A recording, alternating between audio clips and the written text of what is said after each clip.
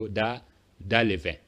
Alors, pour terminer, une dernière question par rapport au dialogue aujourd'hui. Est-ce que les Ouazalendo sont d'accord avec l'optique de dialoguer entre, comme vous venez de dire, les fils du pays, parce que les autres personnes qui sont de l'autre côté aussi sont de Congolais, mais qui partent prendre des armes. Quelle est la position de Ouazalendo? On termine. Euh, je l'ai- Tout le monde connaît que l'équipe qui gagne, on ne la change pas. Ce qui veut dire que l'équipe qui ne gagne pas, on la change. Pourquoi j'évoque ces principes? C'est juste vous montrer que parler de dialogue, ce n'est pas du nouveau à RDC. On en a eu. Et nous avons toujours soutenu que lorsqu'on parle de l'AFC M23, c'est noir sur blanc, ce qu'on a appelé RCD. Les RCD qui étaient montés par Rwanda et Ouganda, ils ont investi notre pays, ils ont saucissonné et subdivisé le pays à des républiquettes, ils ont géré ce qu'ils ont géré, ils sont allés au Sun City, on nous a dit qu'il y a eu réconciliation, pourtant c'était la cause de l'infiltration.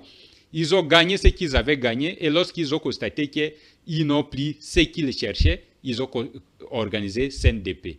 CNDP, de la même manière, on a organisé MV3 et aujourd'hui nous sommes à l'AFC MV3. Vous comprenez? Donc ce sont les mêmes acteurs. Du début du RCD jusqu'à l'AFC M23, les acteurs sont toujours Rwanda et l'Ouganda. Et nous mettons plus l'accent sur l'Ouganda parce que les gens ont l'habitude de penser qu'il faut mettre l'Ouganda à côté. L'Ouganda est un acteur majeur dans le soutien de l'AFC M23. Nous souhaitons que l'État congolais puisse considérer l'Ouganda comme tel parce que n'est pas le savoir, n'est pas le retenir, c'est que nous aurons des erreurs au niveau des stratégies. Ce que nous aurons, le Rwanda aura perdu, va passer par l'Ouganda pour gagner. L'Ouganda est en train d'envier notre pétrole, les blocs pétroliers dans la zone Graben-Albertine, et je pense que nous devons dénoncer cela et que l'État congolais doit prendre ses dispositions pour savoir que l'Ouganda est dans cette histoire. Et d'ailleurs, vous devez le savoir,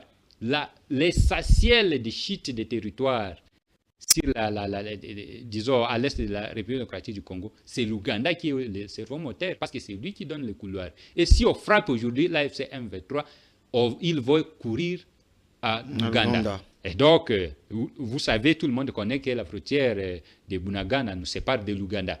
Et c'est par là que l'AFC M23 était passé. Et vous allez voir, si vous remontez un peu, vous essayez de voir ce qui semble être aujourd'hui. Et ceux qui sont aujourd'hui comme des complices dans ce qui se passe, même au sein des institutions qu'on sort, ils ont toujours trait avec les RCD, avec les CNDP, ainsi de suite. Alors, nous devons être très, très vigilants. Donc, la situation est telle que nous avons été infiltrés au plus haut niveau par des dialogues, par des mixages. Pour les Ouazalendo, aujourd'hui, il y a des accords.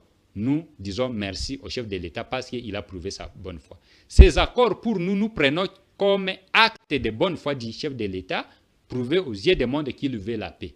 Mais nous ne les prenons pas comme solution. Parce que vous savez, depuis ces accords, il n'y a même pas un centimètre de territoire occupé par l'ennemi qui a été laissé.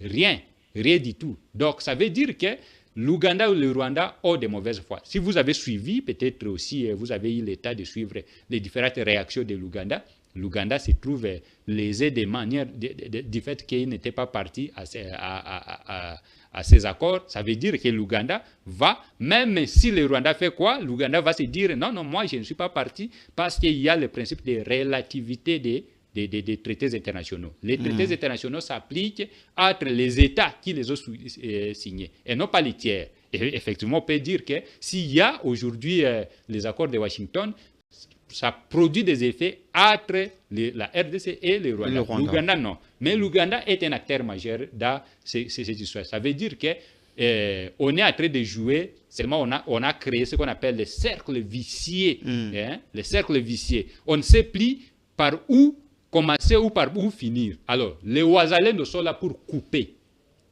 cette chaîne-là. Nous allons couper cette chaîne de contamination. Cette épidémie-là, nous allons couper. Et pour nous, s'il faut parler de dialogue, nous avons notre format, nous avons déjà informé toutes les institutions possibles que pour les Ouazalendo, le dialogue est celui qui unit les fils du Congo pour frapper militairement par force l'AFC M23. Parce que Ces pays-là auront peur de nous lorsque seulement nous aurons une armée forte, lorsque nous aurons les Ouazalendo qui sont prêts à parier tout, lorsque nous aurons une réserve armée de défense qui fait peur.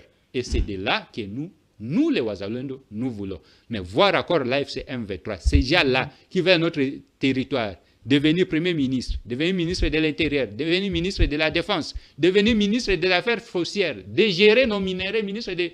Non, je crois que ça ne peut pas passer. Et donc, nous devons décider pour aller vers la solution. Ne recourons pas à des stratégies qui ont montré leur faiblesse. Nous devons songer à une stratégie durable. Et les Ouazalendo sont là pour cela. Merci beaucoup, le secrétaire général de Patriote Ouazalendo qui nous a fait parvenir toutes ces informations qui nous a été utiles. On se prend rendez-vous quand même prochainement par rapport à d'autres informations qui vont être à venir. Je pense que nos téléspectateurs ont été satisfaits par rapport à cela. Merci beaucoup, Monsieur Franck. C'est à moi de vous remercier. Je pense que nous sommes à votre disposition. Vraiment, merci beaucoup et on se retrouve déjà à la prochaine. Merci Valdi Magavanga pour ces très très belles images. Merci.